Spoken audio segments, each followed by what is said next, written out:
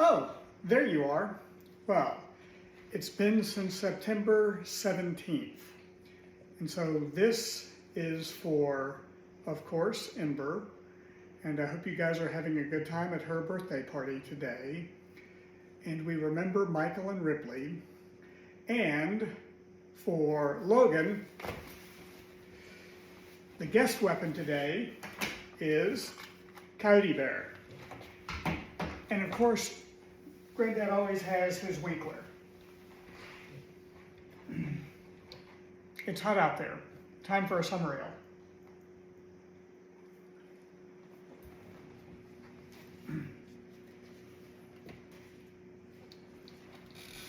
He stopped and listened. It did not sound like goblins, so he crept forward carefully. He was on a stony path winding downwards with a rocky wall on the left hand. On the other side, the ground sloped away, and there were dells below the level of the path, overhung with bushes and low trees. In one of these dells, under the bushes, people were talking. He crept still nearer. Suddenly he saw peering between two big boulders a head with a red hood on it. It was Balin doing lookout. He could have clapped and shouted for joy, but he did not. He had still got the ring on for fear of meeting something unexpected and unpleasant, and he saw that Balin was looking straight at him without noticing him. I would give them all a surprise, he thought, as he crawled into the bushes at the edge of the dell. Gandalf was arguing with the dwarves. They were all discussing all that had happened to them in the tunnels and wondering and debating what they were to do now. The dwarves were grumbling, and Gandalf was saying that they could not possibly go on with their journey leaving Mr. Baggins in the hands of the goblins, without trying to find out if he was alive or dead, without trying to rescue him. After all, he is my friend, said the wizard, and not a bad little chap. I feel responsible for him, and I wish to goodness you had not lost him. The dwarves wanted to know why he had been brought at all, why he could not stick to his friends and come along with them, and why the wizard had not chosen someone with more sense. He has been more trouble than use so far, said one. If we have to go back now into those abominable tunnels to look for him, then drag him, I say. Gandalf answered angrily. I bought him, and I don't bring things that are of no use. Either you help me to look for him, or I go and leave you here and get out of the mess as best you can yourselves. If we can only find him again, you will thank me before all is over. Whatever did you want to go and drop him for, Dory? You would have dropped him, said Dory, if a goblin had suddenly grabbed your legs from behind in the dark, tripping up your feet and kicked you in the back. Then why didn't you pick him up again? Good heavens, can you ask? Goblins fighting and biting in the dark and everybody falling over bodies and hitting one another? You nearly chopped my head off with Glamdring, and Thorin nearly stabbed here and there, everywhere with Orcrist. All of a sudden you gave one of your blinding flashes, and we saw the goblins running back yelping. You shouted, follow me, everybody. And everybody ought to have followed. We thought everybody had. There was no time to count, as you know quite well, till we had dashed through the gate guards, out of the lower door, and helter-skelter down here. And here we are, without the burglar, confiscate him. And here's the burglar, said Bilbo, stepping into the midst of them, slipping off the ring. Bless me, how they jumped. Then they shouted with surprise and delight. Gandalf was as astonished as any of them, but probably more pleased than all of the others. He called to Balin and told him what he thought of a lookout man who let people walk right into them like that without warning. In fact, it is a fact that Bilbo's reputation went up a very great deal with the dwarves after this. They had still doubted he was really a first-class burglar, in spite of Gandalf's words. They doubted no longer. Balin was the most puzzled of all, but everyone said it was a very clever bit of work. Indeed, Bilbo was so pleased with their praise that he just chuckled inside and said nothing whatever about the ring. And when they asked how he did it, he said, oh, it just crept along, very carefully and quietly. Well, it is the first time that even a mouse has crept along carefully and quietly under my very nose and not been spotted, said Balin. And I take my hood off to you, which he did. Balin, at your service. "Your servant, Mr. Baggins," said Bilbo. Then they wanted to know all about his adventures after they had lost him, and he sat down and told them everything, except about finding the ring. Not just now, he thought. They were particularly interested in the riddle competition and shuddered most appreciatively at his description of Gollum.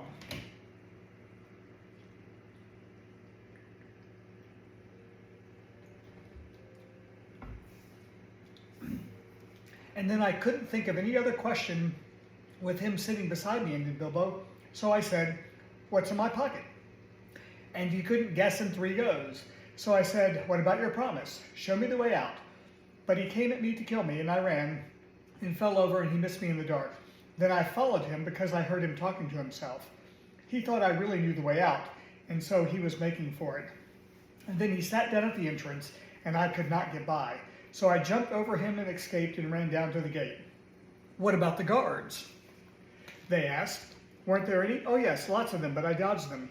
I got stuck in the door, which is only open a crack, and I lost lots of buttons," he said, sadly looking at his torn clothes. "But I squeezed through all right, and here I am."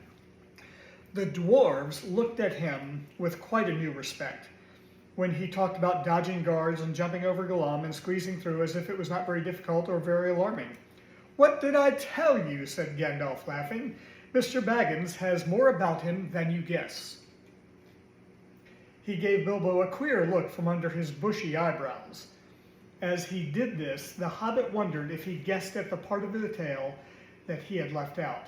Then he had questions of his own to ask, for if Gandalf had explained it all by now to the dwarves, Bilbo had not heard it. He wanted to know how the wizard had turned up again and where they had all got to now. The wizard, to tell the truth, never minded explaining his cleverness more than once.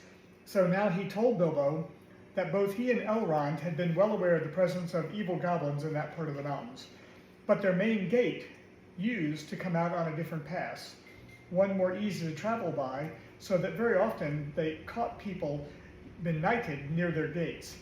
Evidently, people had given up going that way, and the goblins must have opened up their new entrance at the top of the pass the dwarves had taken, quite recently, because it had been found quite safe up until now.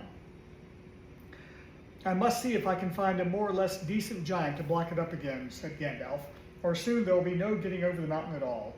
As soon as Gandalf had heard Bilbo's yell, he realized what had happened.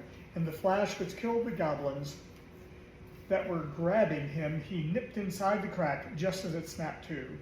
He followed after the drivers and prisoners right down to the edge of the great hall, and there he sat down and worked up the best magic he could in the shadows. "A very ticklish business it was," he said, "touch and go."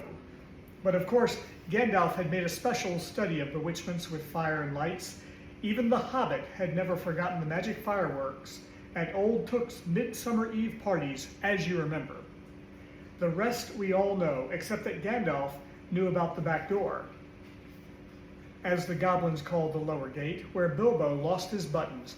As a matter of fact, it was well known to anybody who was acquainted with this part of the mountains, but it took a wizard to keep his head in the tunnels and to guide them in the right direction.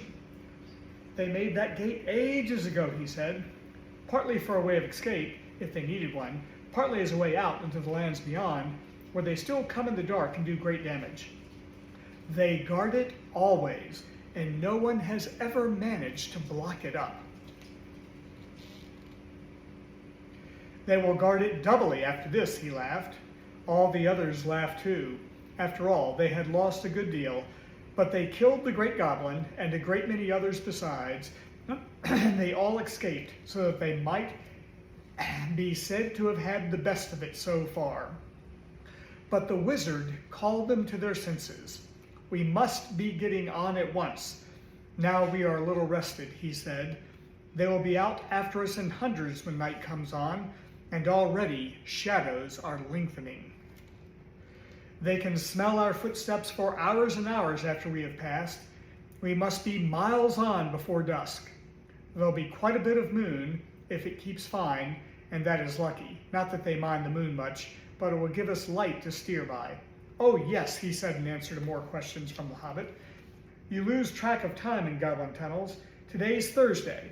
It was Monday night or Tuesday morning when we were captured. We have gone miles and miles and come right down through the heart of the mountains, and now out on the other side, quite a shortcut. But we are not at the point in which our past would have brought us. We are too far to the north and have some awkward country ahead, and we are still pretty high up. Let's get on. I'm so dreadfully hungry, groaned Bilbo, who was suddenly aware that he had not had a meal since the night before last. Just think of that for a hobbit. His stomach felt all empty and loose, and his legs all wobbly, now that the excitement was over. Can't help it, said Gandalf, unless you'd like to go back and ask the goblins nicely to let you have your pony back in your luggage. No, thank you, said Bilbo. Very well, then. We must just tighten our belts and trudge on, or we shall be made into supper, and that will be much worse than having none ourselves. As they went on, Bilbo looked from side to side for something to eat, but the blackberries were still only in flower, and of course there were no nuts, not even hawthorn berries. He nibbled a bit of sorrel, and he drank from a small mountain stream that crossed the path, and ate 3 wild strawberries that he found on his bank. But it was not much good. They still went on and on.